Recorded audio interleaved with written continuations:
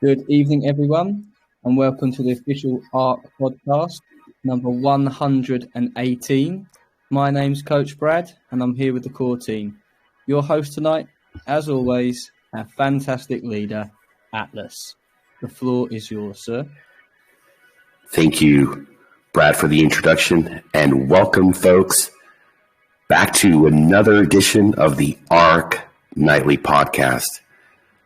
What a great day. It's Sunday over here. For some of you, it's already Monday morning, especially for our special guests here on the All Aboard. We're going to get to it in just a couple of minutes. We have the Crypto Badgers. That's Max Power and by Z-Dips. They're here with us. They're going to show us their newest video. They're summarizing the whole experience here, the podcast, all the information that is really happening on the ARK on a weekly basis, as well as their journey, how their numbers are looking and their growth, their strategy. And these guys are just doing such an amazing job. It is always an honor and a pleasure. So we'll be with them shortly. Right now, we can see here live, we're at 3,402 total vault accounts. That is a milestone, folks. We are just ripping through. The smart money keeps piling in to the ARK. I think less than 40 minutes ago, a $10,000 buy-in just came through here on the board. Thank you, Mr. Buybot, for showing us those great buy-ins. It's no secret that the folks are hearing about us. They're taking the time. They're doing their due diligence, and they're figuring out what's so special. What has this team been able to accomplish and put together? 10 months of hard work, balancing it out. Some of the most brilliant minds in crypto have gotten together to create an extremely profitable, long-term sustainable system. We're looking at the liquidity crossing another milestone, and that is right now at $801,670. Let's go, folks. The IOC reserves at $494,439, and the Spark price pool for this evening, it is already, again, over the 300 ARK threshold, sitting currently at 302.47 ARK, and folks, that is a street value of $1,727.96. One lucky winner will be selected tonight as our 70th winner of the Spark prize pool, and they are going into nitro mode, folks. We're talking here going so fast, even if they're a whale, they're going to feel the difference. So far, between the 69 past winners, 12,343.48 ARK have been deposited into their ARK Vault accounts. That's a street value, folks, of over $70,481.21. And yes, again, tonight, here, live, we're going to find the 70th Spark winner. But before we do that, we're going to turn it over to Brad, see what updates. I know he's been very busy. I've been extremely busy today. Huge, massive YouTuber has officially joined the ARK. Folks, get ready. This is it. It's happening. We're witnessing it. Make sure to put on your seatbelts as we gain more speed, as we glide on through this massive growth ahead. How are you doing tonight, Mr. Brett? Doing great. Yeah, another busy day, lots of conversations going on. As you mentioned, another, good-sized YouTuber. I don't know if we're going to announce him yet, but I know we'll have him on the podcast soon. As he gets comfortable and familiar, and he did all of his own research and due diligence and all that. But, once you start putting money in the system and working it, it's you start to see the light bulbs go off and people really understand it. I've also been having quite a few conversations with individual investors, just as we try to get this mass market message down and, what resonates. I went to last night I had to bail after a couple hours of the podcast, but we went to a friend's 40th birthday party, and I thought I'd just share. I mentioned it to one of the gentlemen there. He said, "What are you doing now?" I said, "Oh, I'm involved in a DeFi project." He's like, "Really?" He's like, "Oh, I'm into crypto and da da da." And he actually sold us some commercial insurance years back when we had another business, and just from that one short conversation, I think it told him like 5 minutes. 3 people came up to me after that and were like, "Hey, what's going on with this crypto thing? Like, I'm always interested in trying to, a little side hustle or make some extra money, and, looking for what's the next big thing, and da da da." And I was like, man, if I had that mobile app, it would just be like, eating popcorn, man, cha-ching, cha-ching. So, we know it's going to be, yeah, we know it's going to work. I didn't even show them anything. I just said a couple, not even. And people might think, well, you're on the team, you got the pitch down, blah, blah. I honestly just took it away from him. I just said, well, if you want to learn more, maybe let me know, or, text me and I'll call you and set you up with Coach Brad or something to go through. And that was it. And all of a sudden, three other people within an hour came up to me. Hey, what's this crypto thing? What are you guys doing? They have no clue what it is. They don't even know. It's just like, it's a little money-making machine on your phone at the end of the day, So we know we've got the right value proposition. It's just getting in front of more eyeballs, improving the onboarding, the on-ramping based on, the demographic and their level of tech savviness and understanding of what crypto really is. But at least here, I would say in the United States, where we have, we haven't really seen a huge tightening of the economy, but it's on everybody's mind that we are in a hyperinflation, or at least an inflationary situation with the dollar, and people can see the writing on the wall that the U.S. is losing its grip, its position, and we know that people are looking for alternative ways to make money, and they know the 9 to 5 too isn't going to maybe always be there.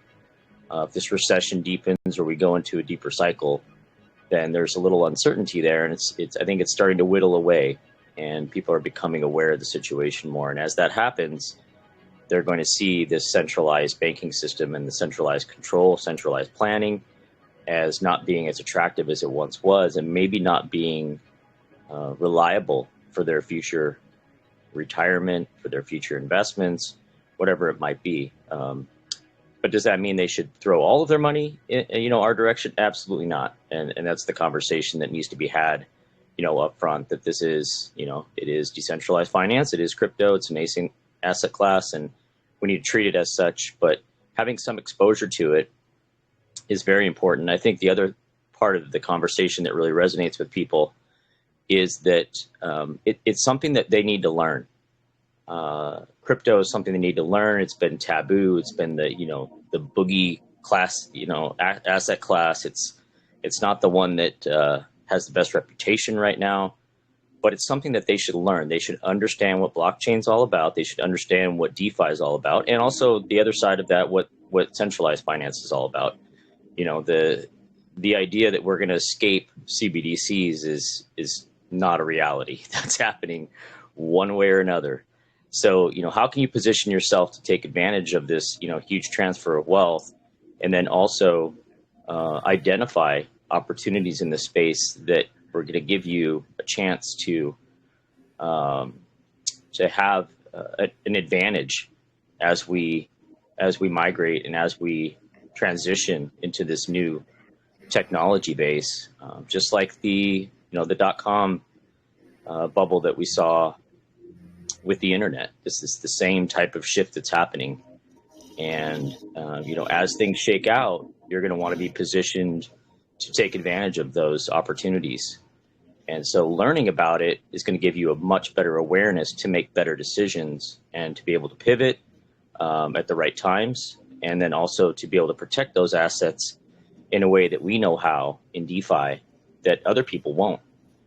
You want exposure to gold, you can get that on the blockchain. You want exposure to equities, you can get that on the blockchain through ETFs and things like that. So there's all of these opportunities coming. And so learning the most complicated of protocols and the most complicated of investments is going to put you in a real position to, I think, adjust and adapt to this new environment that we're going to be dealing with.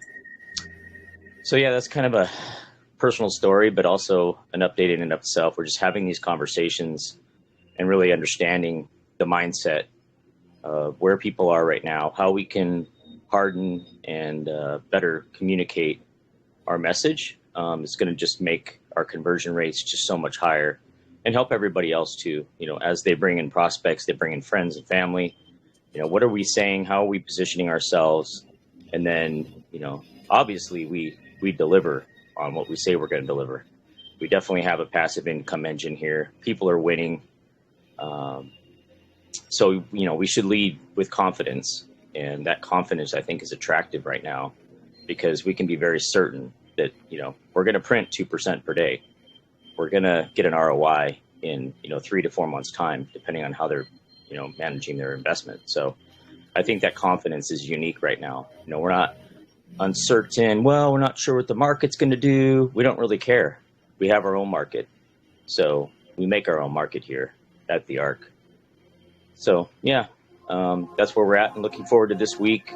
We're going to be, Alex is going to be working on the new landing page. We've got Scripto King back from his ski trip, and he's going to be rocking on the PWA. And we've got more design work coming on the DApp.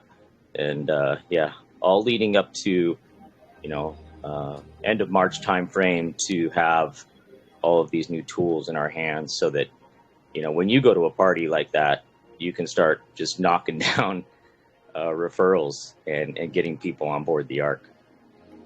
And that's about it from me. Anything else you wanted to add, Atlas? No, great that you shared that with us. And there's going to be so many folks that want this opportunity that we're offering. And we understand the demand. We understand that we need to make things simple and easy. So that's going to really help that conversion rate.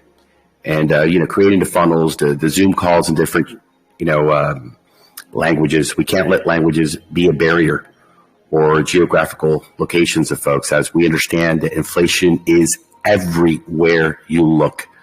If you're alive on this planet, you're dealing with fiat in one way or another.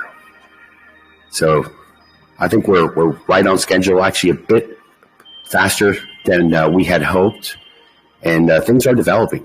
We're seeing the smart money come in, and we're understanding through the mobile application, through our utilities that will be coming online shortly, that we're going to be able to really connect with these folks. And we've been saying it.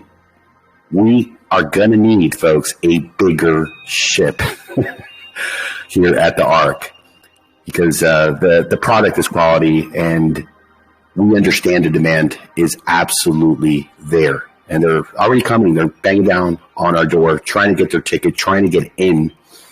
And as part of growing here at the ARK, I've mentioned it several times for those of you folks that spend time here with us, that we want to expand. We promote from within.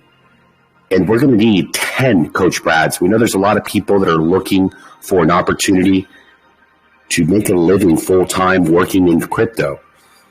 And I've always been the person to promote within my ranks. The folks that are really showing dedication, that they're willing to put the work in, that they're empathetic, and they really want to help. So with that, I want to announce here officially on the 118th podcast that we have a new team member that is joining here the crew on the ARK. And that is Mr. Mistletoad. Welcome aboard, sir. That is a paid position, full-time position, 7 days a week.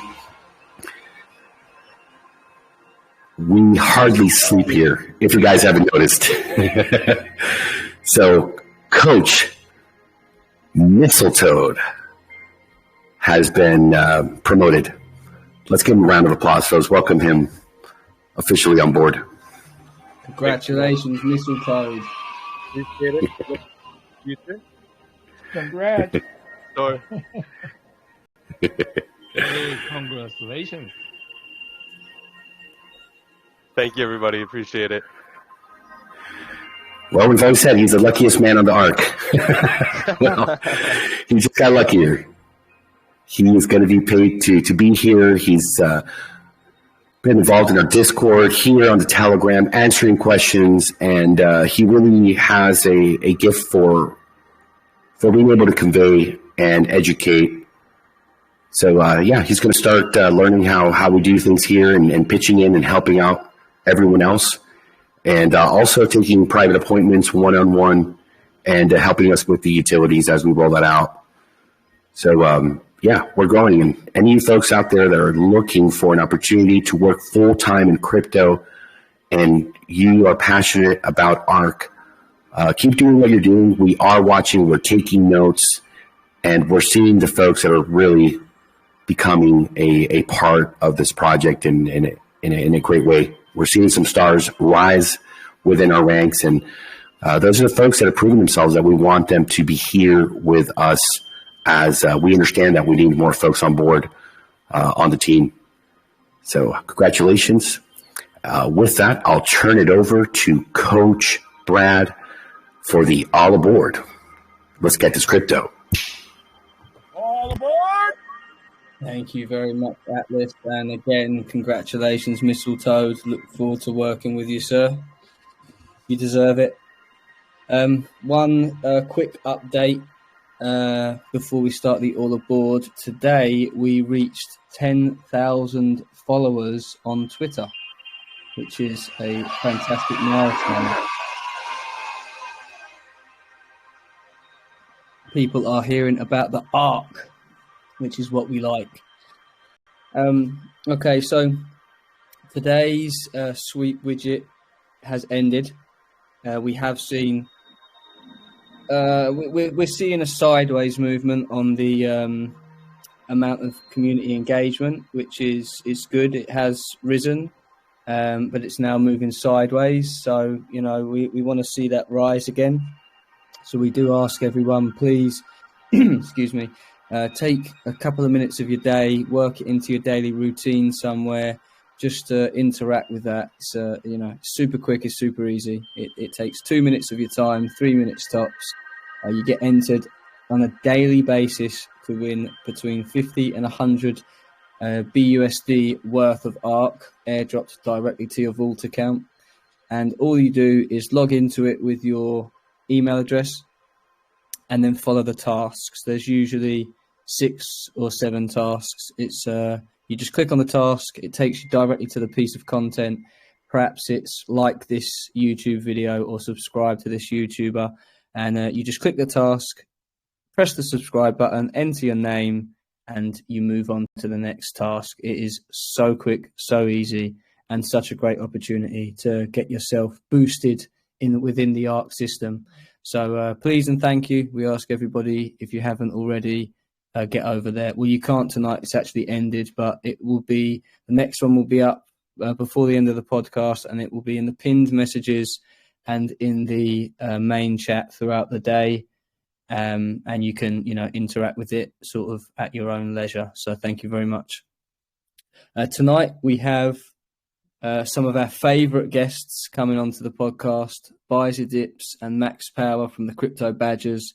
These guys doing weekly updated videos on their journey to ARK. Love their style. Love their, round of applause, gentlemen.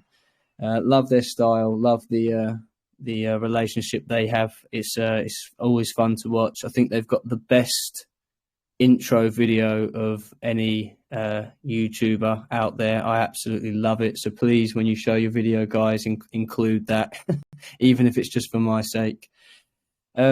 Not really too much to say. Everyone knows these guys. We're used to having them on the podcast. Every chance we get, we have them on because they're just such great people, real life investors, very professional, and avid golfers as well. So if you guys are ready, step up, take it away, and show us your newest video, please.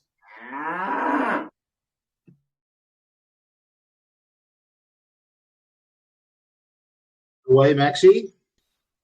Yes, how you going? And I think just to confirm your suspicions yesterday, Atlas, when you shouted out to Bizy Dip's end of the pod, we were on the golf course and couldn't respond. So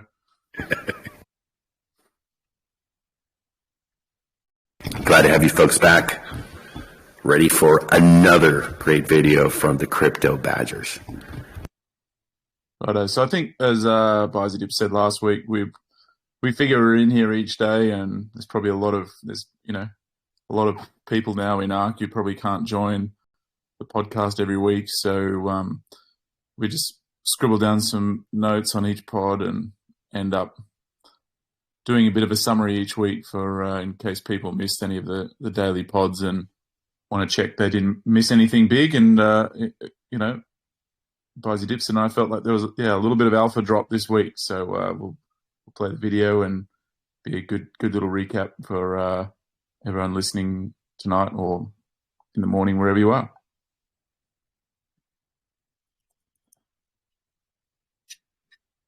Don't get wrecked. A pump would be nice, but remember, there's no financial advice. Crypto Badgers. Thanks for joining the Crypto Badgers, two degens that like to do our research. I'm Max Power, joined as always by Matt, a.k.a. Bizy Dips. A very warm welcome to all of our returning subscribers. You don't want to miss out today first, because there's alpha getting dropped in the weekly ARK. Hang on a second. My MetaMask wallet just killed everything popping up on me. Hold on.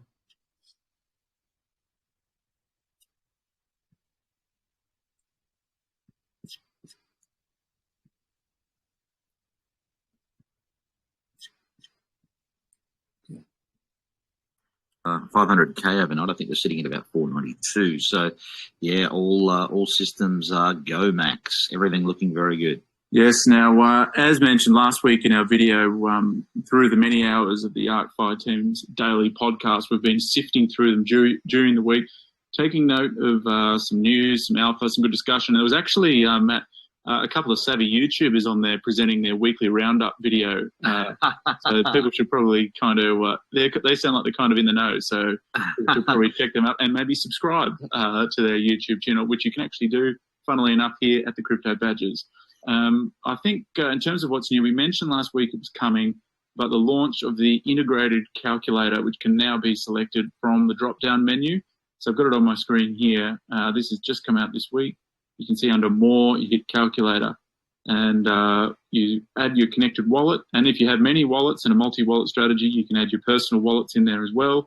And I've not seen this before on, we've seen the Kelly Snook master spreadsheet, which is quite complex, but an actual calculator that is connected within the DApp to your wallet makes things very simple. So you can see it's got the current balance there, the NDV. It gives me some predictive stats around what sort of earnings I might have after year one each day, after 1 year, after 2 years. And I think more importantly, it can help you really map out what things are going to look like on a daily basis down the line. So, for example, we're able to precisely see that it's going to be on March 31 where our NDV drops from 2% to 1%. So that in itself allows people to know when they may need to deploy fresh capital. And if you want to do that, you can say, okay, I want to try adding 300 here. What does that mean? Your NDV here comes up to 639. And now if you obviously scroll down, you'll notice that 2% doesn't drop to 1% until the 15th of April.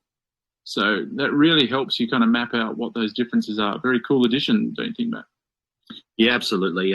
Really key data here at a glance, and a huge integration as far as I'm concerned, and really necessary data for investors.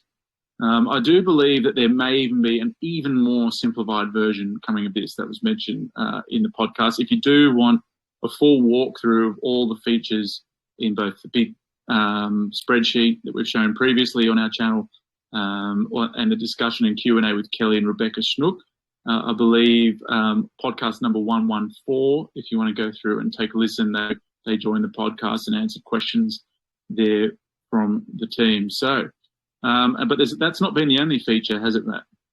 No, indeed, Max. We're auto-allocate sort of guys, but for those that like to do manual allocation, you can now save your settings for each wallet, which it just makes things more simple, doesn't it?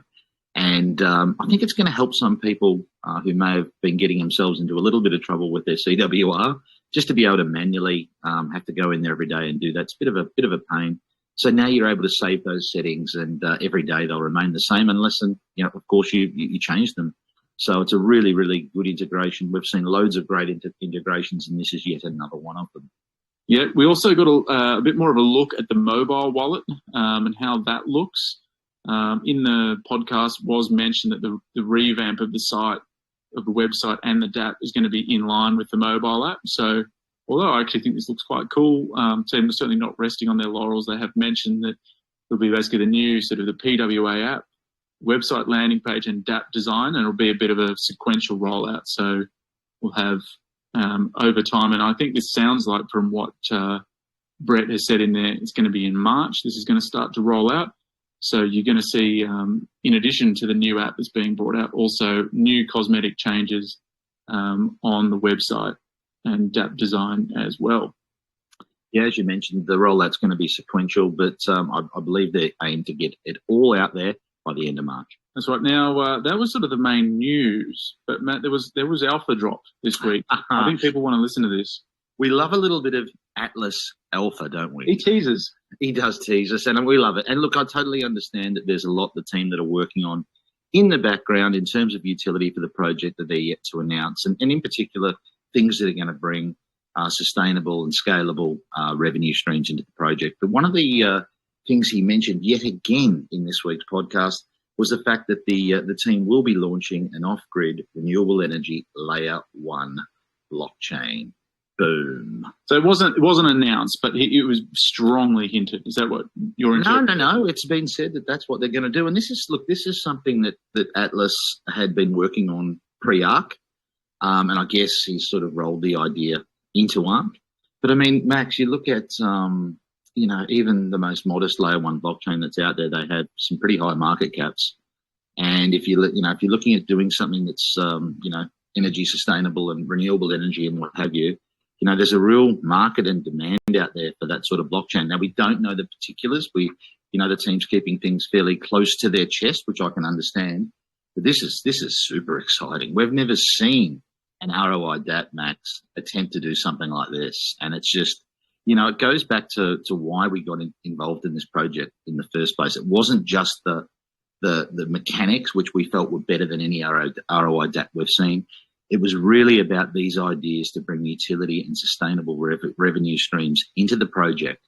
And this was one of the things initially that I was very, very interested in. And we haven't heard much about it for a while from Atlas or anyone from the team, to be honest. But having mentioned it again in this week's podcast, I think it's definitely worth taking note. And he did also say that, if you are an ARK, you're in the right place in terms of, the launch of this sort of, this layer 1 blockchain. So that's, to me, is sort of hinting that, if you are an ARK holder, I mean, I don't know what they're going to do, whether they're going to have a raise or there's going to be airdrops or how this is going to work. We don't know. But very exciting stuff as far as I'm concerned. Yeah, they did. I think this is all going to... Sheesh, bullish. Atlas will... Are we around the mark on the alpha? Yes, sir. Absolutely. We've said it a few times. We don't talk about it too much as we're building right now the utilities that are coming in, but that's been something that's been in the works for over 2 years. So the bigger picture, of course. Great job. Tie into this whole revenue stream, and people are asking sort of when utility, which is fair enough. Right? Absolutely. We know that that's really going to be the key factor. ARK being something that lasts over a long period of time. And certainly they're hinting at releasing other products. They haven't said what they are, but I'm going to have a guess and interpret, read between the lines. Marketing products, things with affiliate programs, things that allow people to make more passive income in addition to their daily rewards in ARK, where people, if they are able to sell these particular products, those that are in the community, then they'll obviously be able to earn referral rewards. So they're the kind of products. And We don't necessarily see a lot of that in the crypto space, so it could potentially be quite unique. But certainly something, I mean, maybe it could even cross over into the real world. We're speculating now. But, you know, we see a lot of those affiliate sort of sales programs, be it Amway or other types of things. Maybe it's some sort of connection there into the real world that brings in revenue into ARK. We'll have to wait and see. And I think when you couple that with what's also being talked about, again, strongly this week, was those sort of marketing funnels. And one little tidbit that I've sort of picked up on that's been mentioned a couple of times is this portal where basically people are going to be able to come in. This could be new to crypto, and someone from the ARK team, whether it be over Zoom or other mechanisms, are going to actually onboard them into crypto, how to set up a MetaMask wallet, how to get on the BSC chain, how to have sort of BNB on your wallet, and before even getting to the point of buying ARK. So the fact that the team are thinking like that clearly shows that they realise the importance of going out beyond the little niche of those that like ROI dApps. They're thinking big and outside the box. Yeah, 100%, Max. Crossing that world between crypto and, you know, the normies on the street, absolutely an aim for this team. And it's just so exciting to see the way they're approaching this. And it's just so refreshing compared to, well, anything we've seen in DeFi, really, not just an ROI dApp. So, yeah, really, really exciting stuff. And, you know, they're ready to rock. I think we mentioned in our video last week that the whole thing just feels as though it's gearing up for a mass market push. And I think, you know, with everything that's being rolled out in March, I think it's go time, Max. Absolutely. There was a really good chat as well this week about the LMS. Now, obviously, we see here, and you mentioned earlier, it was gone from 458, I think it was in our last video, now at 492, so obviously building up. Now, I really want to resist putting too much importance on this ILC reserves and the vault balance, because at various times there's going to be different levels of growth. There might be weeks where there's not as many people depositing. Maybe these ILC reserves come down. I think it's important not to panic when it does go down. Likewise, important not to get too excited when it goes up. But the discussion really was around, why is this one working so much better than other protocols out there? And I really do think there's probably a range of reasons, but I think one of them is that the fact that they just had this from the start. Has there been another ROI dApp that really implemented this successfully out of the gates? Because I think they did capture 300,000 to 400,000 BUSD in that opening kind of FOMO buy. Yeah, certainly, Max. I mean, other projects, you know, they've really launched their LMS as an afterthought, really. The benefit that ARK has got, I mean, apart from the fact that it's an extremely well-balanced system anyway, the fact that they had that in place from the get-go and were able to capture that initial liquidity, not allowing the price to get too high, getting people wrecked and all the rest of it, I think that's really held it in excellent stead. And I don't think that was something that was mentioned on the podcast, but just having it done from the outset was huge. Very, very important.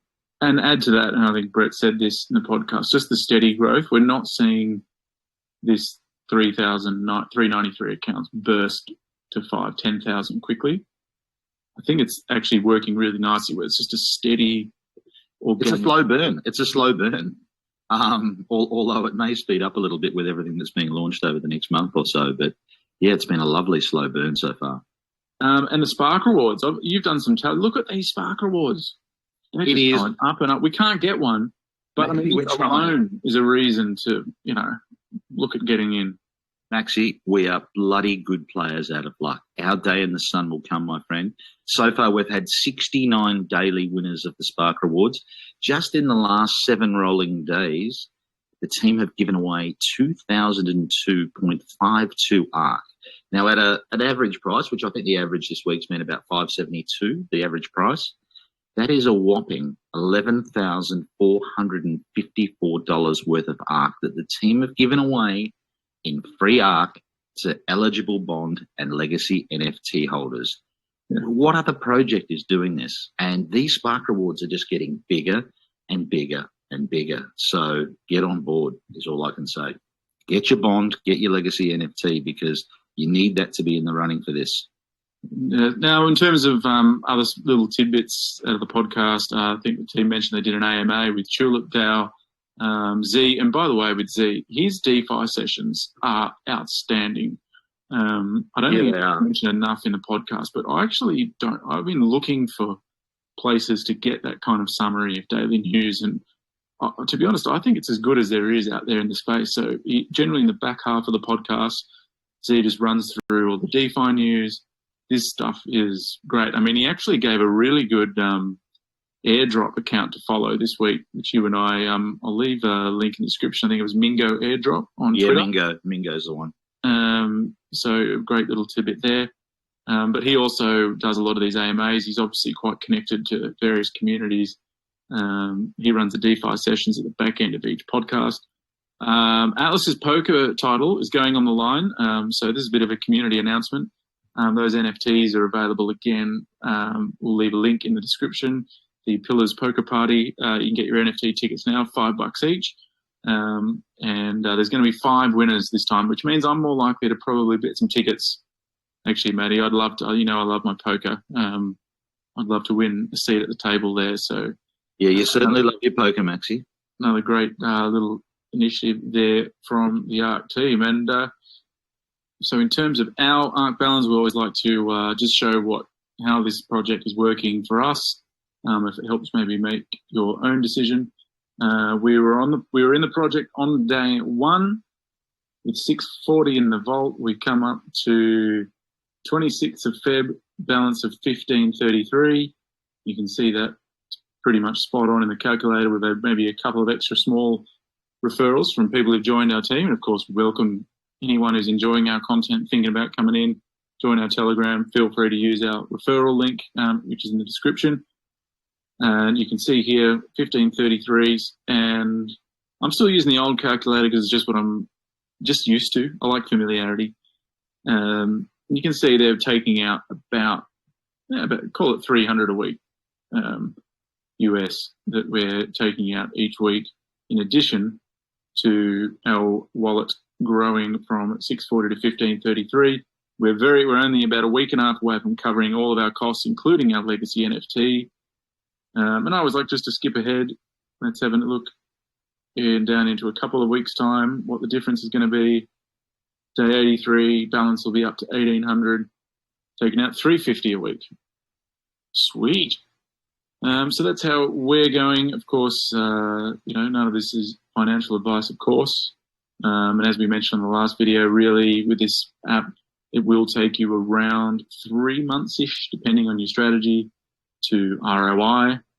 And at that point, then you start, obviously, whatever you're collecting is cream on the top. So if you think the project is lasting 3 months and you like the look of something like this, maybe it's something to consider. Feel free to, as I said, come in our Telegram, ask questions. The ARK team also very responsive. Yeah, indeed. I think a reminder to everyone listening that the Arkfi team hosts their daily podcast at 6 p.m.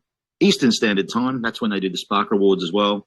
And there is absolutely no better opportunity for anyone interested in the project to meet the team. It's such incredible access that they provide on those daily podcasts.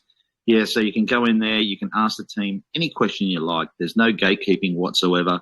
You will not find a more approachable team in crypto. So do make the effort to tune in.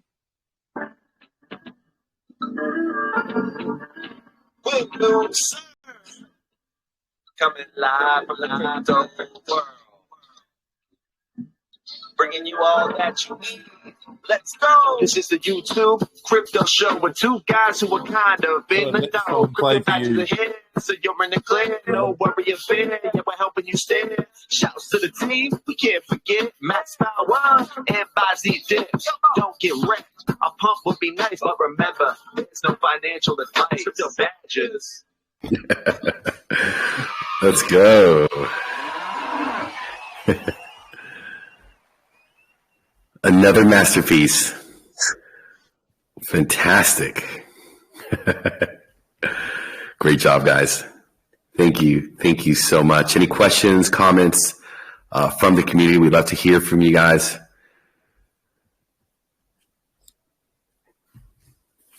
Anything we missed in the podcast?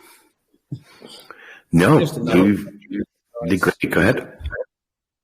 I just wanted to say thanks, and just another great video. I love watching your stuff.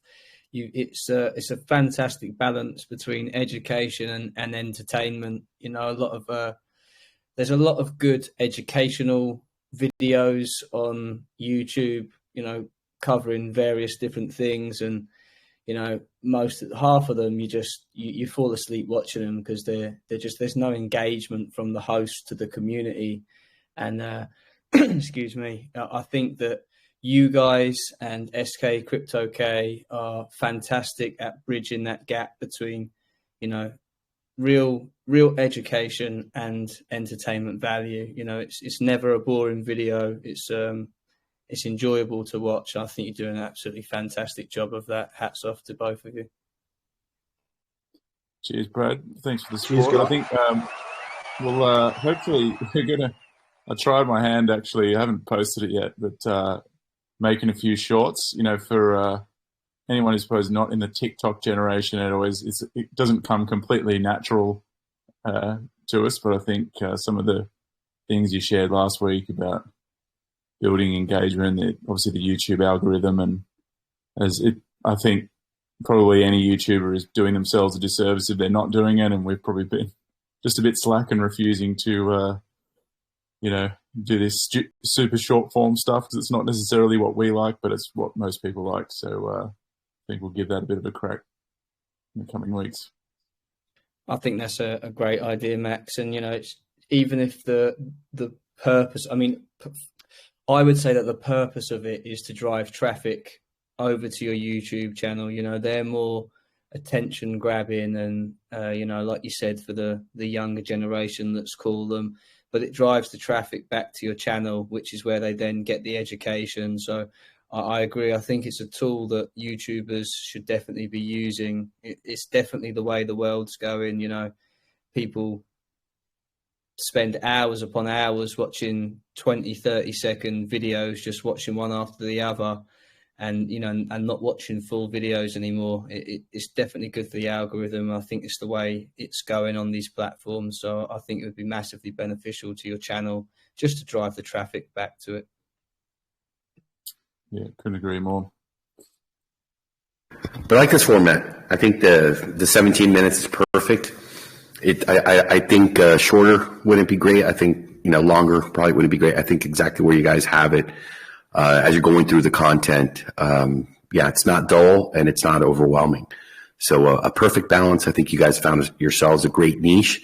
We're going to use your notes as a cheat sheet for the weekly updates. As we understand, not a lot of folks have the time to listen to a 3-4 hour podcast sometimes.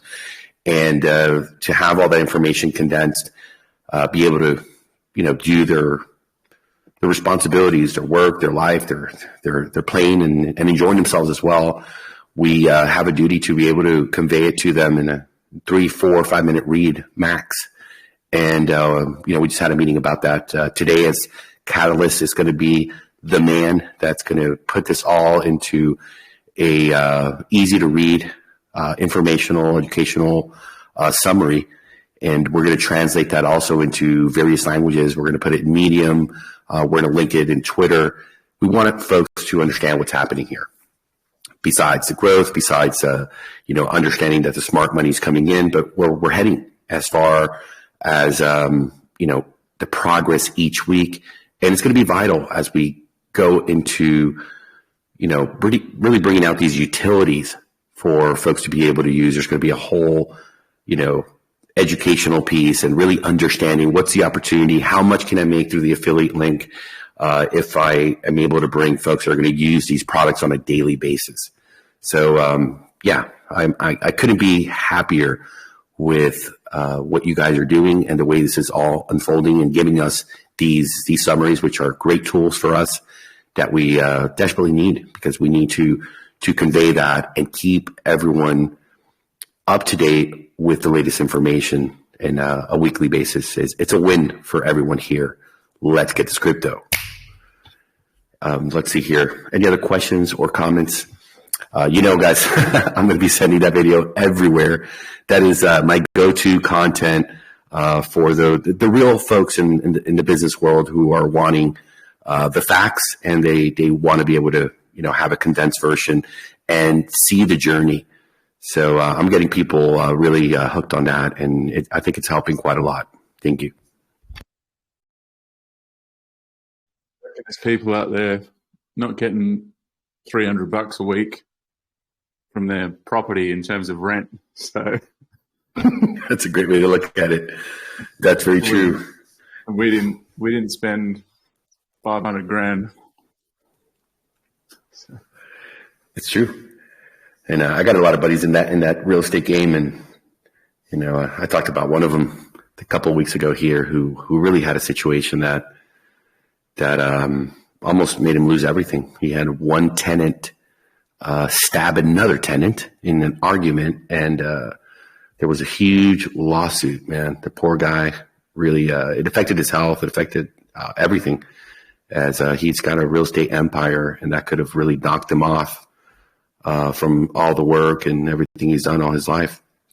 So he was able to deal with that, but it's not as easy as it looks. Hey, come buy the real estate, get your 15% a year and you're just sailing. No, my friend, it is not that simple. There's always a lot of work that has to go into these things. And we're seeing also a lot of the institutions that went and bought a lot of property. Now they're realizing that it was kind of the right move to do, but the T-bonds and muni bonds are paying better now. So they're like, man, you know what? Get rid of the headache, get rid of the management and having to sign the contracts and do the background checks to make sure that you're getting the right people into those properties and that they're going to have a job, coming in the next 6 months, a year. There's always that risk that you have to go through, evictions. So, cashing out and going for the slower but easier, when you add in the management fees and everything, it is something that we're keeping an eye on and seeing that transition happen with a lot of these companies like BlackRock and so forth.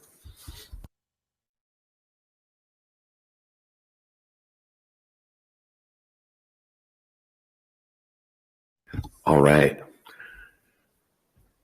Any questions, comments? Got a quiet community tonight. Everybody's relaxing.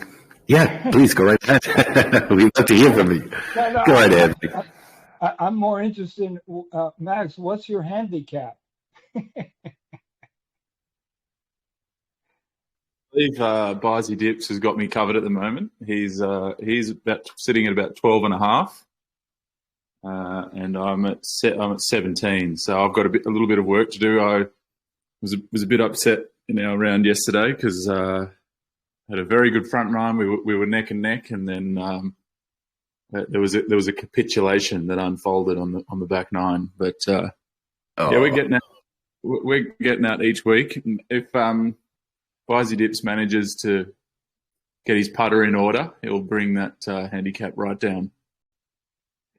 Maybe Crypto Putter's got to give him a couple of lessons. Yeah, I need the Crypto Putter for sure. No doubt of that. Let me go. You guys got too much faith. I'm trying to get max power. I'm trying to get max power out on the golf course this afternoon, but that's a work in progress. No, outside of trying to increase your ARK, there's no other place that you should be other than a golf course.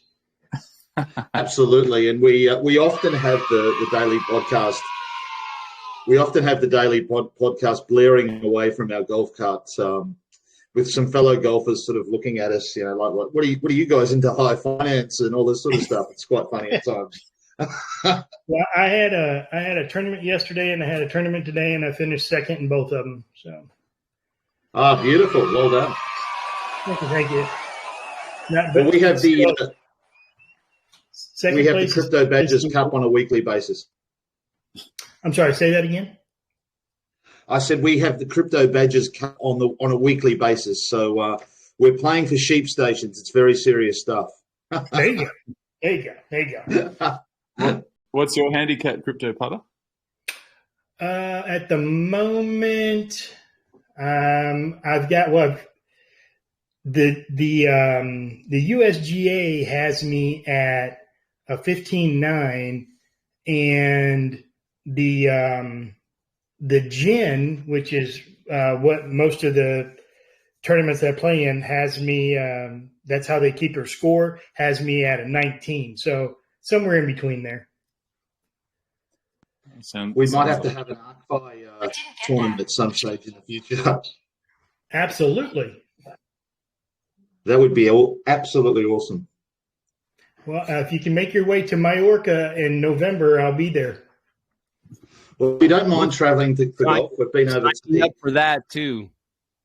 Yeah, that would be big. No, we like traveling for golf. It's a good excuse to travel. Absolutely. I'm actually heading across to the Ryder Cup in Rome in September, and we've done sort of Open Championships in England and the Augusta Masters as well. So yeah, we don't any excuse to travel.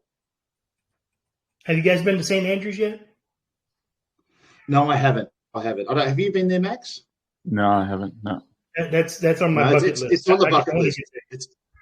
It's definitely on the bucket list, but the big one for me was the Augusta Masters, because that place is incredible. Oh yeah. That was a real treat.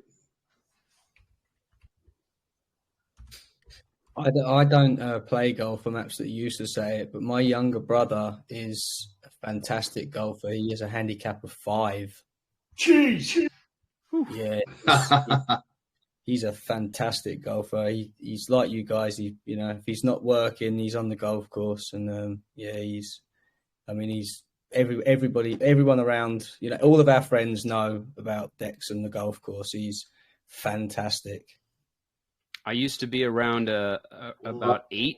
I played in high school and college, and I got down as low as, I think, 8. I might got down to the 7s at some point, but I have played maybe 3 times in the last 2 decades, so I'm nowhere near that anymore. You need to get back into it, my friend. Definitely need to get back into it. My wife's become a golf widow, I think, now. After yesterday's round with Max, I came home, made something to eat, and lucky we have 2 televisions in our house, because I immediately put the Indian Open golf on and watched that for the next 4 hours. So my wife's very much a golfing widow. My wife is a DeFi widow and a YouTuber widow. Yeah, that too.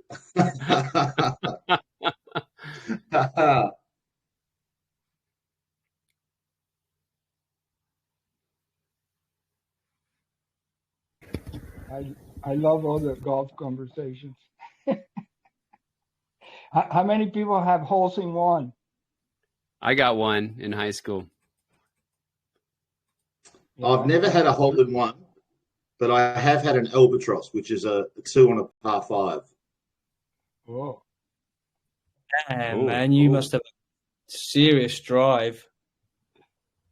Oh, no, Max Power, as indicated by the name, he tends to get me off the tee, but I hit him all right. I'll probably drive about 260 or something. But Max Power is well over the 300 mark. So you're hitting your driver about 260 yards? Yeah, thereabouts. Yeah, max. Oh, sorry, meters. What's that, about 285, 290 yards? But Max is well over the 300. I don't do so well with my driver. I'm not really sure why, but my 3-wood, I can crank my 3-wood up to about 260, 270 yards. Well, that's good going. I've retired my 3-wood. I don't particularly like it. So that's gathering cobwebs in my garage. I understand. I'm on my. Well, in the past 3 years, I've had 3 different drivers, and I can't get comfortable. Yeah, it's a tough one, the driver, but when you get it right, it makes life a lot easier. And thankfully, yesterday I had a good day with the driver. So yeah.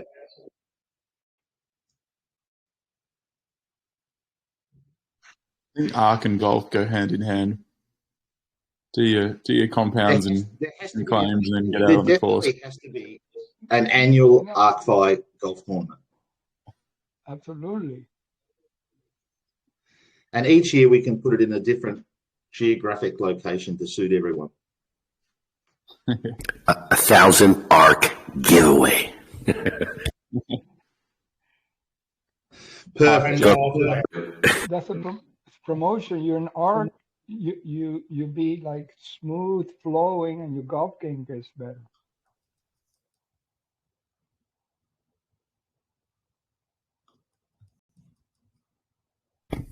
Absolutely.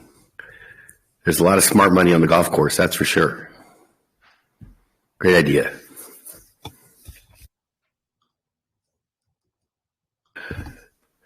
So let's see. Coach Brad, do you want to see who's going to be the winner for the contest tonight? Let's get that out of the way. The sweep widget's already happened. Yes, sir. Excuse me. Yes, All sir. right. Let's go ahead and give away some more ARK, man. Sheesh. Hard job, but somebody's got to do it, right? Yeah, it's hard giving away all this free ARK. Fortunate if you could do the sweep widget, please, my friend.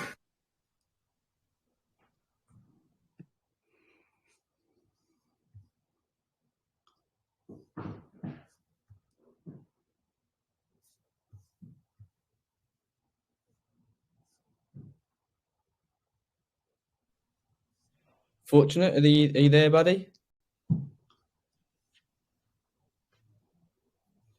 Here, brother.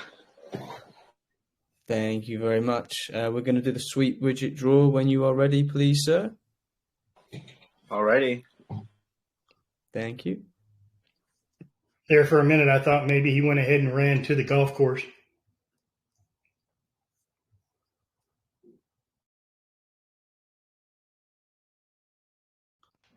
There for a minute, I thought he ran to the golf course. Yeah. There we go. Who's it going to be tonight? Got a lot of repeat winners. I mean, it's so easy. We're having what's the participation looking like? We have had around 40 to 50 over the last week. That's full participants. I don't know if some people are not fully engaging, but the numbers say it's. I think today was 41. I'm seeing 36 users on Fortunate screen, so that must be where some people are not fully engaging with it. I'm not too sure. Yeah, it might be the Twitter part. Yeah, we're still figuring that out. I think we'll have a solution by tomorrow. So let's see here, the 8 entries. But yeah, I mean, whoever's doing it. Go ahead, sir. No, I was going to say I divided the number by 7 tasks, and today I just saw was 8 tasks, so that's what it was. 36 users is correct. Perfect. I mean, the sweep widget doesn't lie, but Jakov Delic, congratulations over in Croatia. You are today's winner. The winner. That's funny how you say that. The winner. The winner. All right. Well, let's find more winners. Let's go and unleash the beast, the Kraken, the spark. We haven't seen it for like 30 minutes. Is it a new all-time high? Because it's close. Got to be close. It is close, but not there yet. So, it's not going to be an all-time high today, but it's still massive. No question about it. There we go. 312.36 ARK. Oh, my God. And, that's 1,800. Very, very, very, very close. Yeah, yesterday we definitely passed that. So, let's go ahead and do it. I got the second cold storage ready to go. So just give me another second. Let's. What tune do you have for us tonight, Atlas? I think we don't have anything special, so we'll just go for the old faithful, the funky one. And I love the funky one. Let's get it going. Let's go.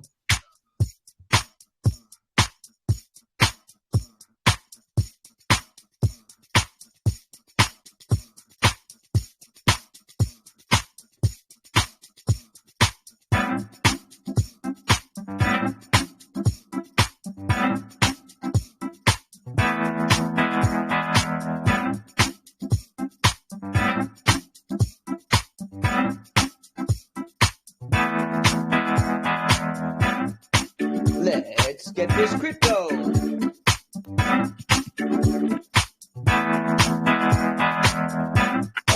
Let's get this crypto.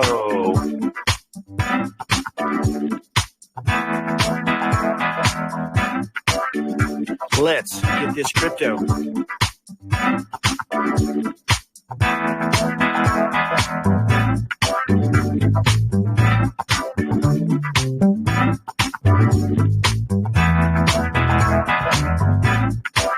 Let's get this crypto. Oh, it's impossible for me not to fall in love with you, baby.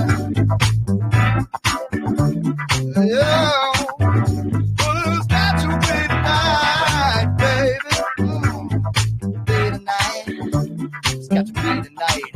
Yo, let's do it, baby girl. I gotta do it like that, yo. Tell me that you want me. Tell me that you need me. Tell me that you love me tonight. Tell me that you want me. Tell me that you need me. Tell me that you love me tonight.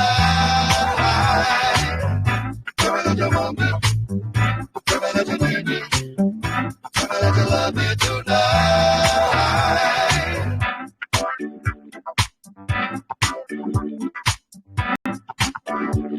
No! Tell me that you want me. Tell me that you need me. Tell me that you love me tonight. Tell me that you want me. Tell me that you need me. Go ahead, baby. Tell me that you love me tonight.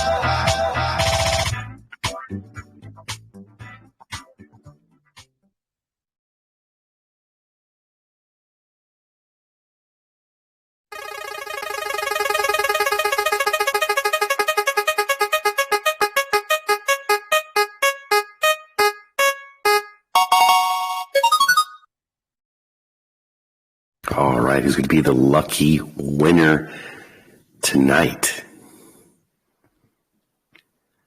The suspense builds.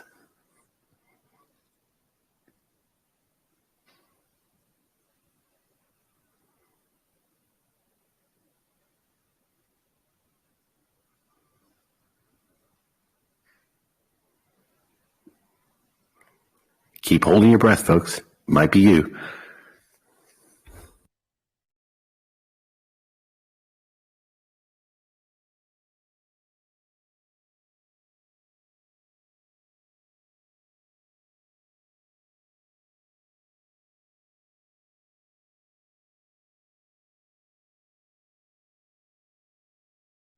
And there it is. Tonight's Spark Prize winner. Their wallet ends in F892. And they are the lucky winner of $312.57 ARK. That is almost $1,800 worth of ARK. Congratulations.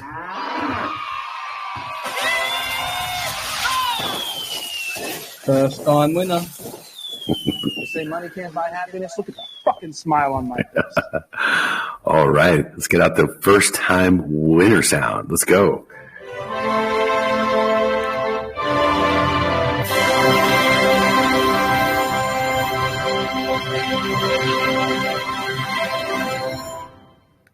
Another one straight into nitro mode, folks. Let's get this crypto. Let's get this crypto. Oh, God damn. Oh, yeah. Let's get this crypto. That is a really big prize. It's not a new all-time high? No, sir. Dang, it must be really close then. That's a big one. Yeah. Last night was 317. This is 312. Very, very close. But no tomato. No potato with D yet. Happy days. Happy faces. Everywhere you look on the ARK. Brandon, have you seen anything like this before? No, sir. Man, I'm going to get I already got one of my daughters into it. I'm working on the other three. I'm like, you guys thought Drip was great. This thing is 100 times better. Not to do the comparing thing, but holy crap. 100 times better. I heard that from you, Brandon. Yeah. You came here for the truth, folks. There it is. There it is. You heard it here first. I mean, are you call that the ARK college fund for the girls? Yep. Yeah, I got them all started on Drip. I got one of my daughters in on the animal farm, but so far only one of them got them into ARK. So working on the other three. Yeah. Let's go. Man, what a great day. Every day we get to do this. Couldn't ask for more, folks.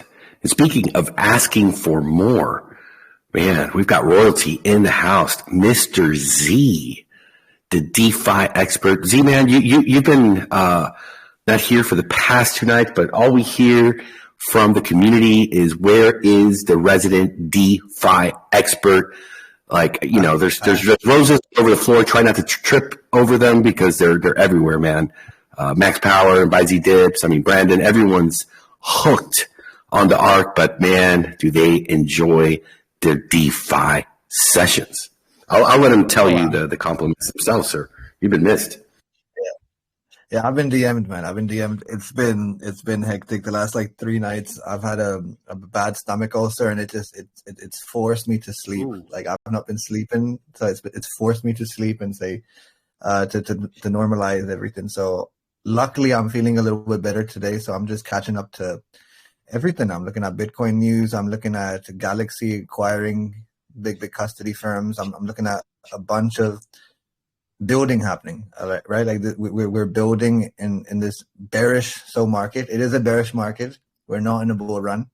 Would you agree to that, Atlas? We're not in a bull run, are we?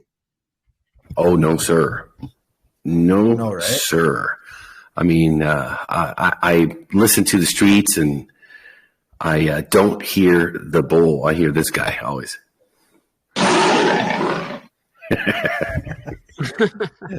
Scared me.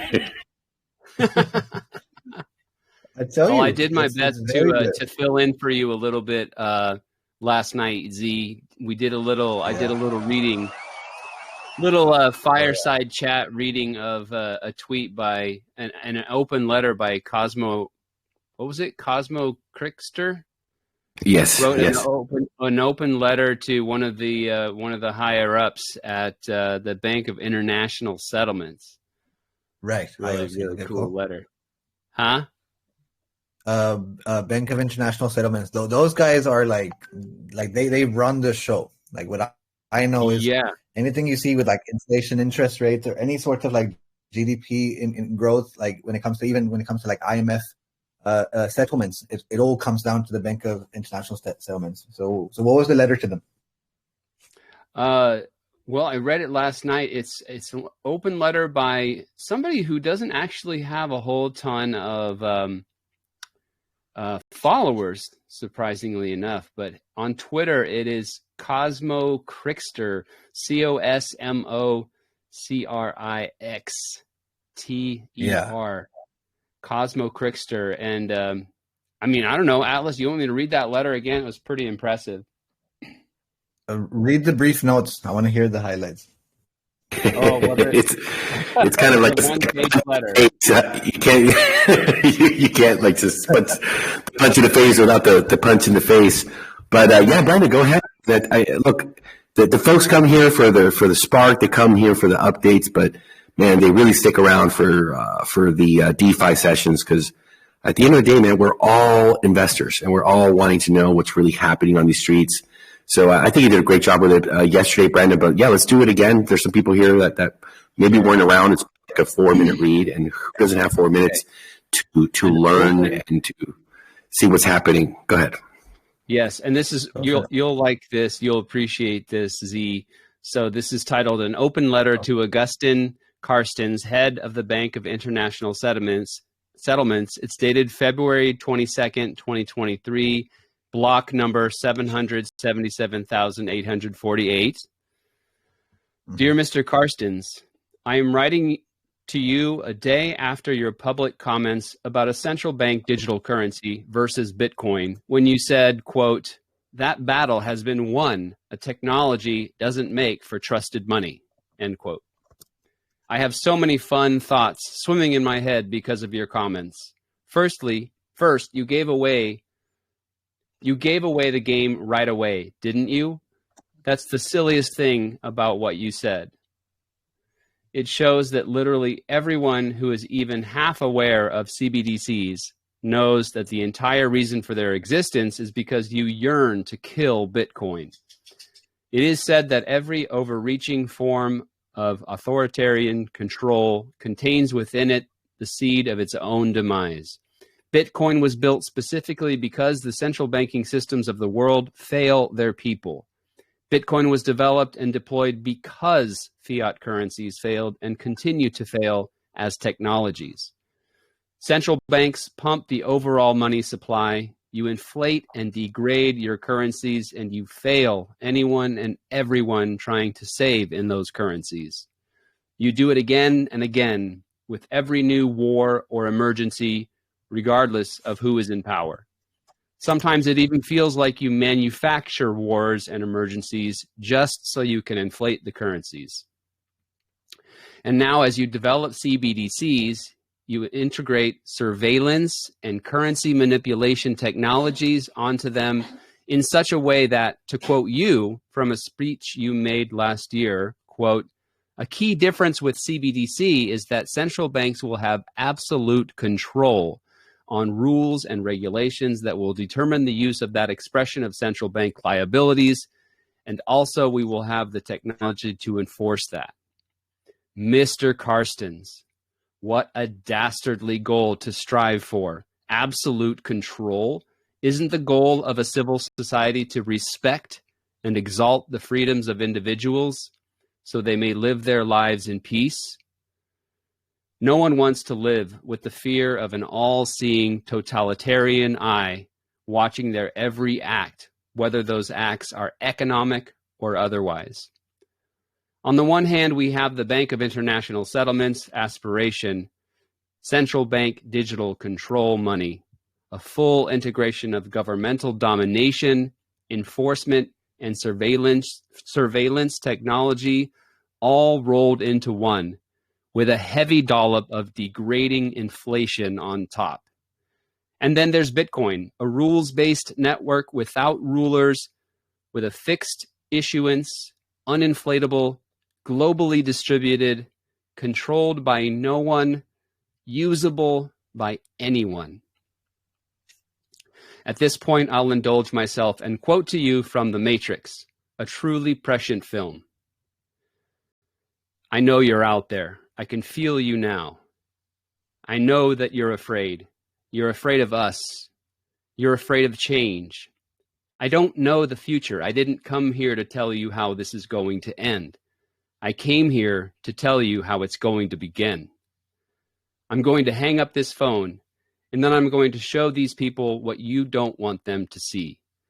I'm going to show them a world without you, a world without rules and controls, without borders or boundaries, a world where anything is possible. Where we go from there is a choice I leave to you."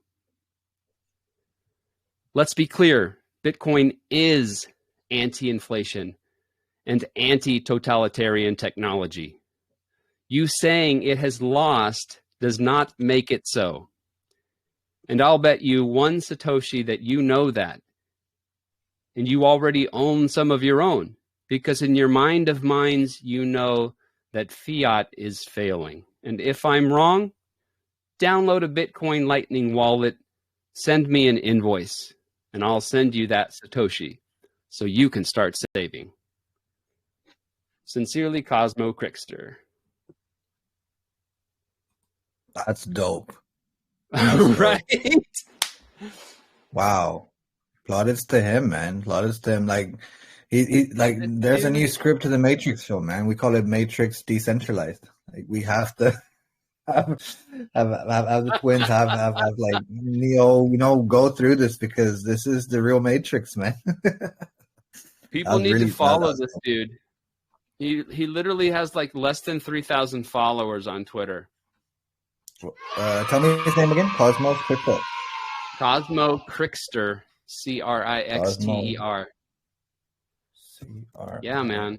2,300, less than 2,500 followers. It's crazy. Yeah, this guy's awesome. I like it.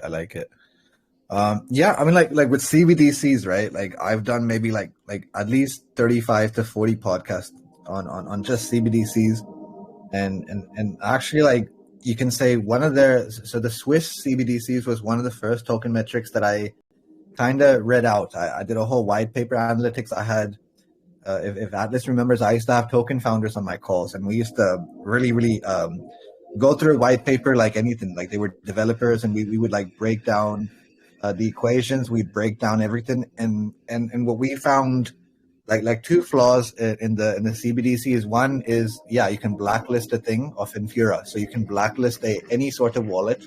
Like, that's one thing. You see it in DeFi as well.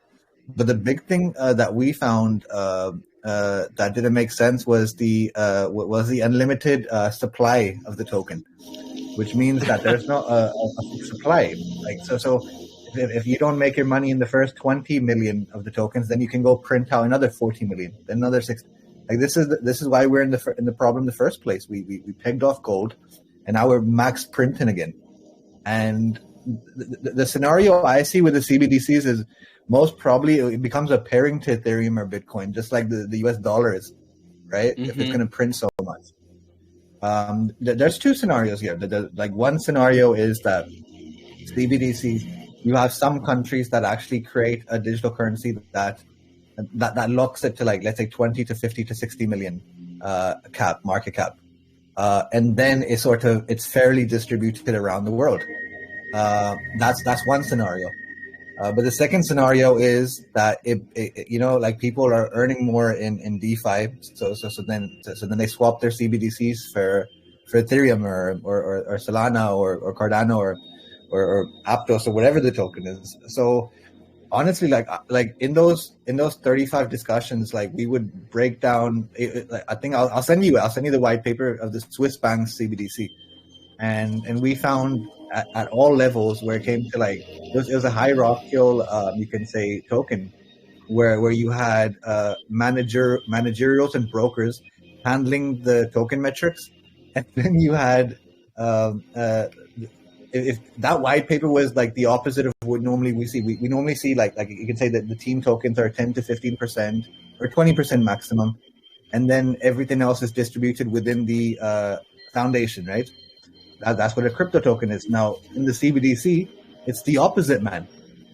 It's like a majority of it is still held from international settlement, and they have choice of how much they print and how much they don't print, and it's bizarre. Like, it was one of those things. So yeah, I can go on a rant on this for sure, but the conclusion is that unless okay, here's the other problem with the CBDC.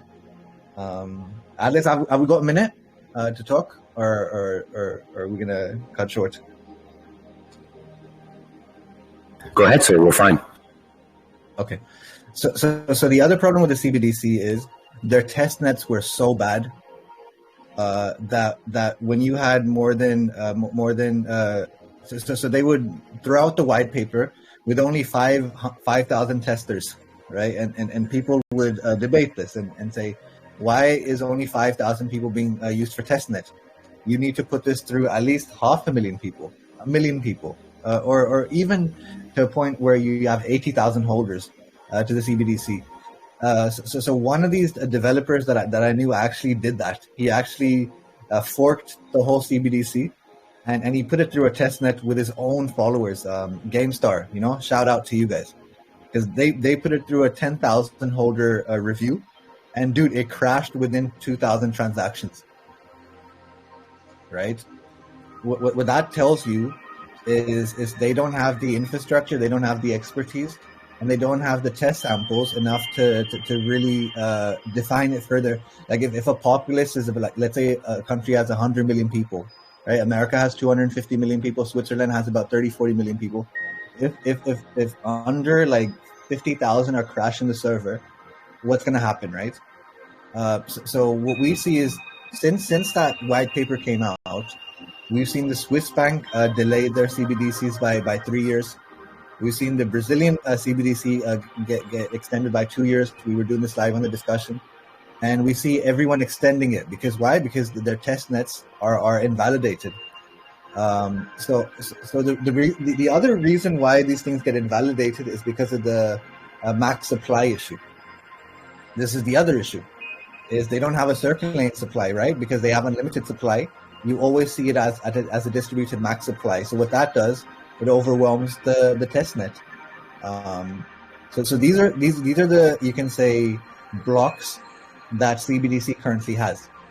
What I sort of think, the way I see it is all these CBDCs will have to come under a framework. They have to either choose a layer 2, or they have to get under Ethereum, because there's no other choice for them apart from having a lot of you can say faults. There's this one issue that happened in China with one CBDC when the digital yuan. Liz, did I tell you about the story about the grocery store? I don't think I did. I'll tell you it again. So basically, this grocery store started to accept the digital yuan. It was a village outside Qingdao in China. And in this grocery store, you would sell, all sorts of lettuce, cabbage, vegetables, tomatoes, fruits, everything. So people from the village would come and sort of settle here, right? They'd buy the grocery. Now the issue is they adapted into the digital yuan, and because of the slow processing of its speed, this was one of the test villages. Like you won't even see articles about this because it made it's hilarious. Because this grocery store ended up having a line of, let's say, I think it was about 1,100 folks that weren't getting their transactions put through. This guy, the grocery store owner, in anger, chucked his computer to the floor. Says, "Screw this system," and somehow he ended up unlocking about $5 million of digital yuan. Now, I don't know what happened for him to have that, that cumbersome experience, but I'm just giving you examples of what the CBDC has done so far, where it's full of bugs. It's got this max supply issue, and we're gonna have this thing. We're gonna go in circles and circles and circles until they have to submit to the framework of Ethereum, or as we say right now, Lightning Network with BTC. So that's my viewpoint of CBDC currently, and this is from 5 to 6 months of previous research. So do I see CBDCs going forward?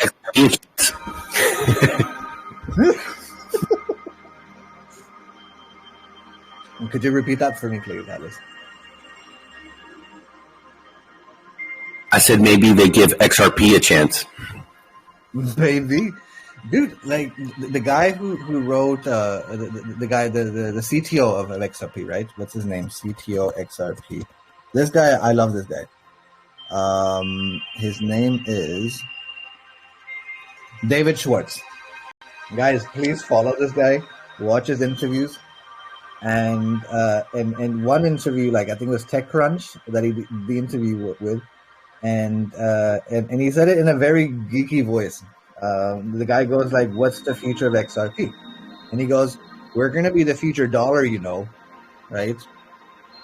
So I think there's bigger stuff cooking in the background with XRP. I think they could easily become the digital dollar if they prove the SEC wrong, right? The SEC are going after them, and if the SEC get proven wrong and XRP wins, then what happens? People peg against that currency, and I don't blame the guy for saying we could be the new the digital dollar because it has a limited supply. XRP was going to go against Ethereum. Like prior to Ethereum, XRP was getting all the VC funding, was getting all the sort of developers working on its thing until the SEC started to nab with it. But the issue with XRP is they try to do things the right way. They try to do it within legislation. Whilst Ethereum and all these folks, they go to Singapore. They go to the southeast of the country. They play their test nets off Russia, of USSR countries. So it shows that that anything like what's happening with America right now. I think we were talking about the statement prior was that America is kind of behind now in technology when it comes to regulation, when it comes to things, and what that means is people will go elsewhere. And currently people are going elsewhere. People are leaving America to open up banks in other countries because they're more crypto friendly. They're more optimized in such a point. So yeah, man, that's my opinion. I can go on a rant for another hour, but I'll stop here.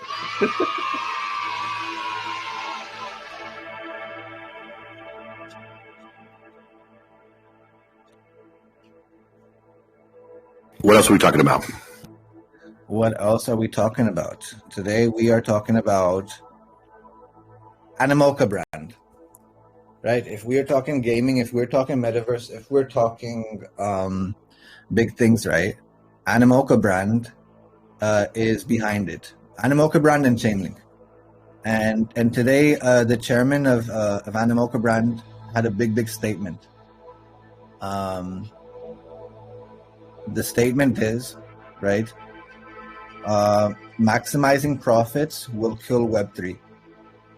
And it's something that I started to kind of agree with a little bit. Because the issue is right now, like you can say, like if you look into like fintech companies, when you look into real estate and stuff, no one goes on a mass sell-off. We don't see it in economies. Maybe banks go out of control and get shut down, but assets don't sell out that quickly. When we're in crypto, unless your token, your project has a staking mechanism or has a long-term build to it, we feel that basically everyone's after just profit. In trading, what do we call it? We call it greed. So this was a quote from him. Like he said this was really interesting. He goes, "This is all about grabbing market share, and it's at the expense of the creator." Wrong for many reasons, right? The culture is the biggest soft power and perhaps the biggest driver in economic growth. If you kill the royalties, you kill the very industry that fed you. So it has to be protected. So he's talking about like here he's giving scenarios about the NFT community. He's talking about play to earn. He's talking about why he's not seeing like big you can say global entities coming in right now. Because the audience is after quick market share grabs. And I kind of agree with him because that's what's I think this year, right? Like with the Shanghai Hard Fork, what we're realizing is if you stake your Ethereum or if you stake your tokens for a long stand-up point, that means you are basically securing your blockchain. Why do we look into total value locked all the time? The reason we look into total value locked is because the investor wants to see a 5-year plan, a 10-year plan, a 15 or 20-year plan before they put their money somewhere. And right now, with the way the market share works in DeFi right now, or you can say crypto, only last year, DeFi reached a market cap of 65 billion or up to 70 billion. And right now we're sitting at 35 billion market cap. Crypto overall, if you put your Ethereums and you put your Bitcoin to it, now the market cap comes up to almost under $1 trillion, right? It was 3 trillion when it was at its high, right? So So this is the issue. Like mechanisms, like you can say your sushi swaps, all these things have to have a lockup period, and they have to have a place where they teach their investor how to hold a value instead of looking for the quick grab. And that's what because like this guy Animoca brand, this guy is connected to your Sonys, your Microsoft, your Netflix, your HBOs, your Gucci, your Tiffany's, right? And he has the biggest accounts asking about his NFT space. Why? Because they're Animoca brand.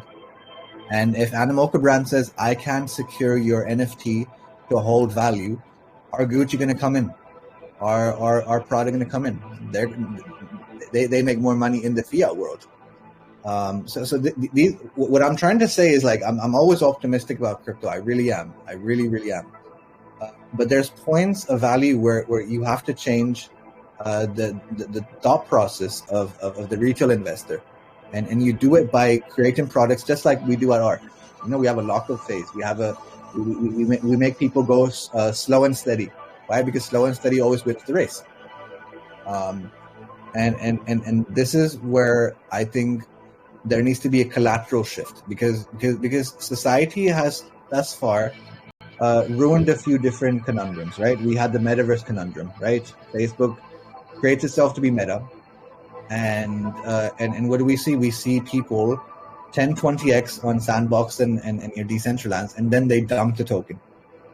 And then what happens? The metaverse is out of the way. Now we're going through a phase of AI, right? Everyone wants a piece of AI. So everyone's releasing an AI Inu token, as I call it. What's going to happen there? People are going to 10x, and then we're going to dump that bag. Then we're going to go through the NFT scenario again. Now the NFT has utility now. The NFT has utility. It has a play to earn game. It has a way of holding brands. It's a way you can open up gift cards to go to Tiffany's and stuff. But my point is, if you can't hold the floor price, why would the majors come to you? So we'll see. We'll see how these things work. We will see how now that Ethereum's going into the Shanghai hard fork, do people actually see the quality of staking or looking into long-term fields? The other issue that we have in crypto is just 2 more minutes, Alice, and then I'll stop talking. You're fine. Go ahead, man. Yeah. Preach. Now, what did we learn from FTX and Crypto.com thus far, right? What we learned is that they sell you a bag that's valued at 1x, and then people buy it at 5x, 6x, 10x. This is what your SBFs and everyone sort of gave us scenarios. The problem with that module is that all these coins that they bag into like VC funds, they become shit coins. And this is the other problem that like folks like OKX, Crypto.com was hit hard. The reason why Crypto.com's price went from like, you can say, what was its top, Alex? Was it 80 to $1? Or am I talking 98. 98 cents, right? And then it went down to 10, 15 cents? 7.5. 7.5 cents, man, right? Why did it drop so much? Now, I looked into this a little deeper, and what you realize is when you look into their proof of reserve, what I mean by proof of reserve is what tokens do they hold. The problem is their tokens were Doge, Shiba, Floki, and 100 other shitcoins. And when you ask Crypto.com why were they holding such value in these shitcoins, they say that's what the people want. We gave people what they want. The problem is if you give people what they want without the knowledge base, then people are going to dump your bag. And that's why Crypto.com couldn't hold their price. So their price was backed against their proof of reserves. And their proof of reserves went down 50%, 60%, so did their token by 150%, 200%. So the point is, now that we're entering 2023, right? 2023 is a buffer year for me. It's a year of accumulation where floors are in a sideways movement. And this is where utility gets really built, because we've learned we cannot go after 100x's no more. If you are a big VC, if you are a big firm, you have to be able to create a diamond hand community of utility and give people an offering instead of saying we will go to 10x, we will go to 20x. Because I've been on about 100 different telegrams. I've been on a bunch of different Twitter spaces. And what do I see? I see a similar thing happen where people are saying we are going to be 100x, you watch us. That's not how you preach to your community, because when you do reach the 50x, the 40x, the 30x, your community is going to sell you out. And I hope like one thing I see value in is Ethereum right now. If you look into the overall perspective, Ethereum's the only one that's like showed the value of staking. So 10% of Ethereum was staked up. These people have basically, you can say, 7x over the past 2 years by holding Ethereum of like $300 to $400 to $500 to $600 to $1,000. They staked their Ethereum. They have staked up to like, you can say, a 10x in token value. And now they're coming out when Shanghai Hard Fork comes out, they'll be able to unstake at a minimum 20x. That's what investment is about. It's long term. You should never be looking at quick plays. And unfortunately, right now, the scenario is to look for the quick pump. And I hope the Shanghai Hard Fork, I hope other things hold value. And then the other thing is, I don't want folks to have 1 billion tokens in their supply. I want token founders to basically hold maybe 30 to 50 million tokens in their max supply and be able to circulate about 5 to 6 million a quarter, and not be throwing people into a max supply zone and printing, because then you're no different to the CBDC. The CBDC wants to do the same thing. It wants to create 1 billion to 2 billion of these tokens. Why? Because our populace is 8 billion right now, right? Worldwide. So if you create 2 to 3 billion supply, then you hold value to that, and you hold control over that. So these are lessons to be learned. I think we've had 2.5, 3 years of DeFi, and we're learning that it doesn't favor the investor, nor the creator, nor the founder, to be looking for quick pumps, because then you're running a casino. So yeah, that's today is a bit different, guys. Today I'm on a little rant.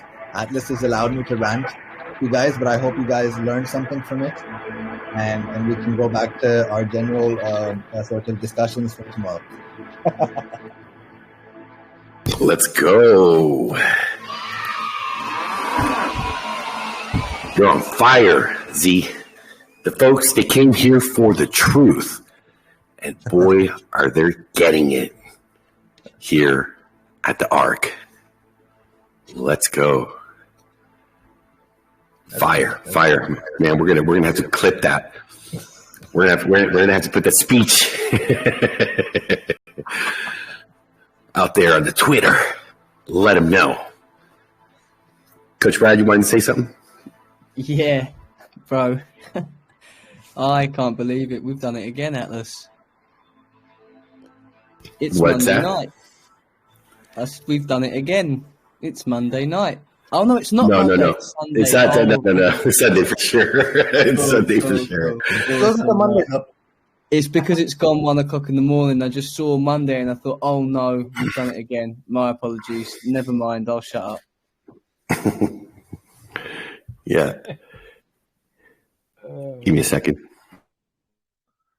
What's up, Coach? How we doing? Good.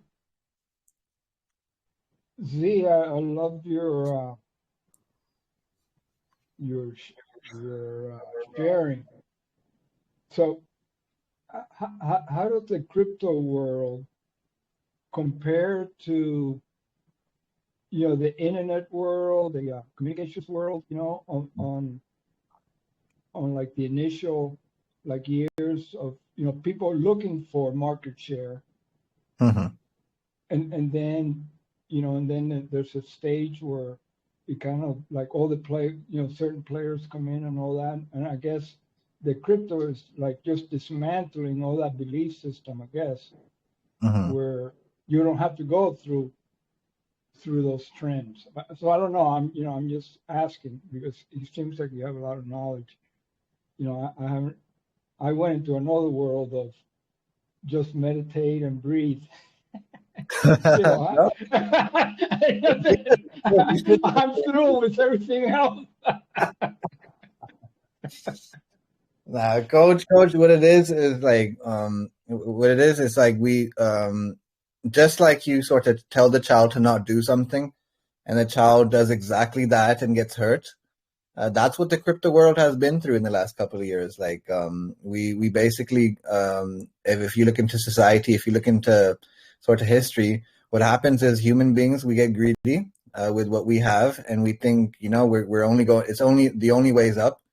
And that's where you get hurt the most. So I think down to it, we've learned a bunch of lessons in crypto. We've learned we can't keep printing. We can't keep like releasing version 2, 3, 4, 5 of a token. And those are the lessons that the community has learned as well, because the community, unfortunately, is always looking for the pump. Fortunately, like here at ARK, like we created such vibrancies where folks aren't asking when CoinMarketCap, when pump, when Lambo and stuff. Like this is the culture that's kind of held us behind. The problem is when people like your big brands, when you're real estate, when you're big, you can say firms, when they're looking for security, when they're looking to give their product, like I think, like you can say things like your Tiffany's and your Armani's and your Gucci's, they want to have an NFT form of a settlement. They want NFTs to be able to articulate a transaction and do it in a seamless way, where it's recorded in the blockchain. The issue with NFTs right now, Coach, is it's not holding floor price. Even if you look at the big ones, if you look into Bored Ape, if you look for the big you can say projects, they're finding it hard to hold floor price. And I think that's where the shift needs to be, where these communities like Bored Ape and others have to either tell people to basically how to invest. I think that's the other thing that's happened in crypto, where a majority of folks have come that don't have an economics background, don't have a trading background, don't have a fiscal scheme, and they come from a 9-to-6 job looking for an escape. That's the other issue that we've had in crypto, where the average sort of user was looking for an escape from their 9-to-6. Now we know as a trader, as an investor, that you work your 9-to-6 jobs alongside the trading. So I'm just seeing it from a much more, like you would say, spiritual point of view, but I'm looking at it from a very subconscious point of view of why crypto is where it is right now. And the truth is, when crypto came out, when we had Uniswap version 1, we did not educate folks in the way of holding a token, understanding ecosystems, understanding token metrics. And these are things that are important. And I think either humanity learns it in a hard guilt way, where we make our mistakes and we're like, okay, now we're only going to buy into tokens. Because I was looking into this. I go into these things where I look into like 50, 60 of the current top wallets on Ethereum. And what I see is people went from the sort of stable sort of incomes, like your Ethereums and your Polkadots and stuff, and they've moved into Shiba Inu and a lot of meme coins. So I think we're going back into the purpose of utility now. And sometimes we have to do it slowly. That's why I see this year as the year of accumulation. And then I see us hitting the 19th million to 20th million Bitcoin in 2024. And that's when we get back to like the 60, 70K and hopefully hold the floor there. I was looking at some statistics. So the real estate market around the world is worth $100 trillion. Maybe Florida Realtor can correct me there, but $100 trillion there. And most of these companies, these central banks, they have about another 100 trillion of settlements. Now, why isn't that money entering crypto right now? Because they want people to get their house in order. They want the token founders to be putting locks and stuff, because I've been through the Nasdaq, I've been through the bell ring a few times, and founding members always lock up their stocks for a minimum of 2 to 5 years. It's a gap between 2 to 5 years. Now, are we seeing the same thing happen in crypto? What happens in crypto is one whale comes in, gets a majority of the pie, and then sells at the top. And yeah, we can talk about this a lot, but yeah, that's the way I see it right now. And we got to learn our lessons. Thank you. Yeah, I get it. It makes sense. And by the way, at least the real estate part, the reason is, at least in the U.S., is everybody had big money in the banks. They just bought real estate and just rode out the inflation, basically. At least that's the way I see it. Absolutely. You like if you have a secured asset. So to me, real estate is one of the most secure assets, and then comes your metals, right? Your gold, your silvers, and your copper, and all the other things. And now we get into like lithium and stuff. These sort of assets can ride the wave. As I say, like if inflation goes up in Zimbabwe, in America, and everywhere, that metal will hold its value. Same thing with real estate. Real estate holds its value. Why? Because people have a 10 to 15 year scheme of like when an investor buys a house and is looking to flip it, they don't flip it straight away. It's an improvement of the place, and then it's sort of a 3 to 5 year period where the real estate developer looks to sell that property. Now that's why real estate has value and is able to hold. And I mean, we've had examples of real estate where Las Vegas, when the recession happened, Las Vegas had their prices sort of fluctuate and go 30 to 50%. But that happens really rarely in real estate. This is why real estate is taking its time into crypto, in settlements, especially. I've spoken to a few real estate developers in Europe, and they're having that same issue. They're like, our clients want us to be paying in Bitcoin. But what happens if we settle in Bitcoin and then Bitcoin goes down to 15K? That's the issue that we're currently having with real estate.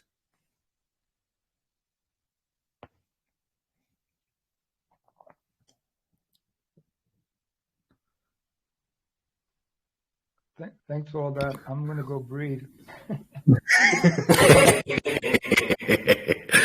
Hey, Coach, you could just relax and let the ARK print for you while you sit there calm, cool, and connected. All right, folks. Well, I think we're close here to the end of the podcast. I got a meeting here coming up with Mr. Donatello, working on a couple things to get that sweep widget working perfectly through the API. So I'm going to have to head out, go take care of that with him. But before we do that, are there any last questions or comments for this evening?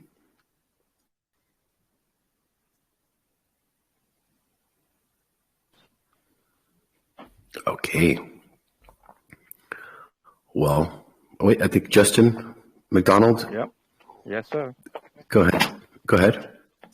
Yeah, no, that's it. Just a great show to listen to. Really enjoyed it.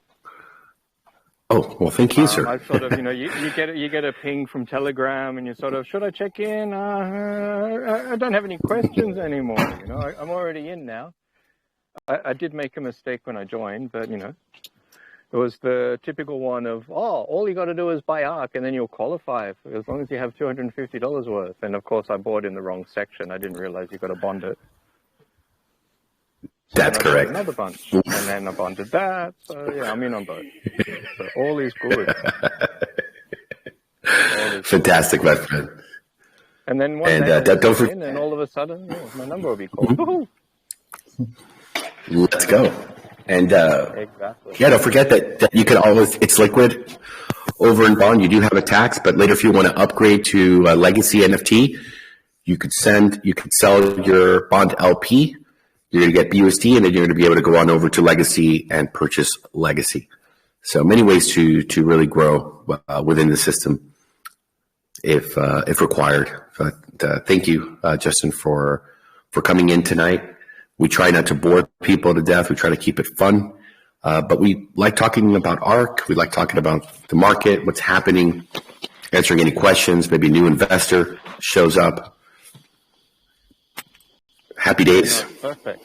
It's perfect. And the long form suits me because I'm riding around delivering mail on a motorbike. So I get to just listen passively unless I got a real big question. We remembered the other day when with Rebecca and Julie Snook were here. So really, man, an honor to have you on board, brother. Thank you for joining us on this great journey. It's a long journey. So It is. we might as well get along, might as well get to know each other, and we might as well grow and learn together. Thanks again. As we get this crypto. Yes, sir. You have a good one. Well, for everyone else, thank you all for coming this evening to the podcast. This is number 118. We had some great updates, almost another all-time high. Congratulations to tonight's Spark Prize winner. Welcome to Nitro Mode here at the ARK. I think somebody did some math yesterday, and they said that it would almost be like $1,000 a month worth of extra revenue. Maybe Callus will give us a great article one day about, how fast you can go when you win the Spark, when you're at that 300 range. Be quite interesting to see. And we also want to thank the Crypto Badgers for another banger of a video about ARK, the summary, and seeing their journey. We're looking forward to next week's video, as well as their fantastic notes that we're going to turn that into a sort of a summary, a newsletter where a lot of the investors who are not able to participate here are going to be able to really keep up to date with the latest information on a weekly schedule. And I think we'll be better served for giving them that tool, a quick 3-4 minute read, and they're going to understand what's happening here and where we're going, which is also very important. We will be back tomorrow, same time, 6 p.m. EST, 11 p.m. UTC. And really, we wish everyone a wonderful night.